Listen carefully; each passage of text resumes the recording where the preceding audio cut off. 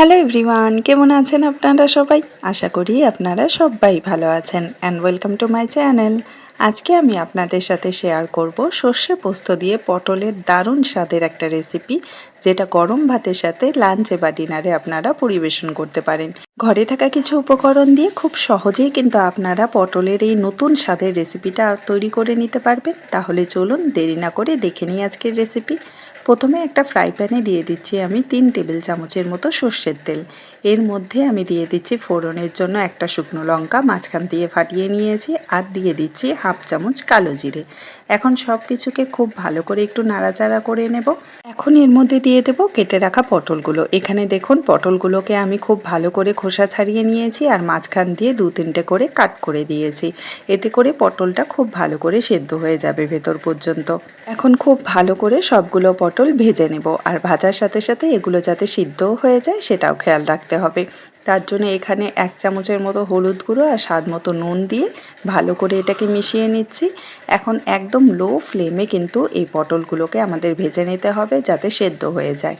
তার জন্য আমি এটাকে এখন ঢাকা দিয়ে লো ফ্লেমে 3 থেকে 4 মিনিটের মতো রান্না করে নেব।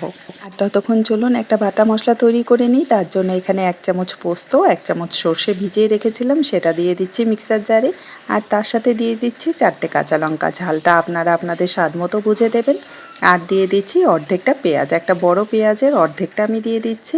এখন সব কিছুকে খুব ভালো করে কিন্তু পেস্ট বানিয়ে নিতে হবে। তো এই যে দেখুন, আমাদের পটলের জন্য বাটা মশলাটা কিন্তু একদম তৈরি হয়ে গেছে।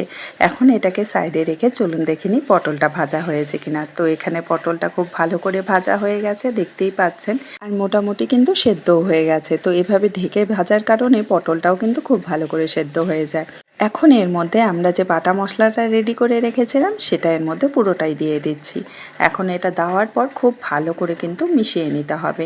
সবগুলো পটলের গায়ে যাতে মশলাটা লেগে যায় সেটা খেয়াল রাখতে হবে। তার জন্য খুব ভালো করে একটু মিশিয়ে নেব। আর এটাকে মেশানোর সাথে সাথে 1 থেকে 1.5 মিনিটের জন্য আমরা এটাকে রান্না করে নেব। লো টু মিডিয়াম ফ্লেমে আমি এটাকে কন্টিনিউ নাড়াচাড়া করে নিয়েছি। তো এখন কিন্তু এর মধ্যে আমরা জল দিয়ে দেব। তো পরিমাণ মতো জল আপনারা দিয়ে দেবেন যতটা আপনারা গ্রেভি রাখতে চান। জলের সাথে মশলাটা খুব ভালো করে আমি এখানে মিশিয়ে নিচ্ছি, আর এটাকে এখন আমি 1 থেকে 2 মিনিটের জন্য রান্না করে নেব মিডিয়াম ফ্লেমে। এতে করে ঝোলটাও অনেকটা শুকিয়ে যাবে আর গ্রেভিটা কিন্তু অনেকটাই মাখা মাখা হয়ে যাবে। আজকের এই রেসিপিটা যদি আপনাদের ভালো লাগে তো অবশ্যই একটি লাইক করবেন, আর আমার চ্যানেলে যদি আপনারা নতুন এসে থাকেন চ্যানেলটাকে সাবস্ক্রাইব করে পাশে বেল আইকনটি প্রেস করে দেবেন। আর যারা ফেসবুক পেজ থেকে আমার ভিডিওটা দেখছেন তাদের কাছে অনুরোধ রইল পেজটিকে ফলো করার, আর ভিডিও ভালো লাগলে অবশ্যই লাইক আর শেয়ার করার। সর্ষে পোস্ত দিয়ে পটলের এই দারুণ স্বাদের রেসিপিটা কিন্তু একদম তৈরি। গরম ভাতের সাথে লাঞ্চে বা ডিনারে পরিবেশন করুন, সবাই কিন্তু আপনার প্রশংসা করতে বাধ্য হবে। আজকের এই রেসিপিটা ভালো লাগলে কমেন্টে কিন্তু অবশ্যই জানাবেন। দেখা হবে আপনাদের সাথে আরেকটি নতুন রেসিপি নিয়ে। ভালো থাকবেন, সুস্থ থাকবেন। Bye bye.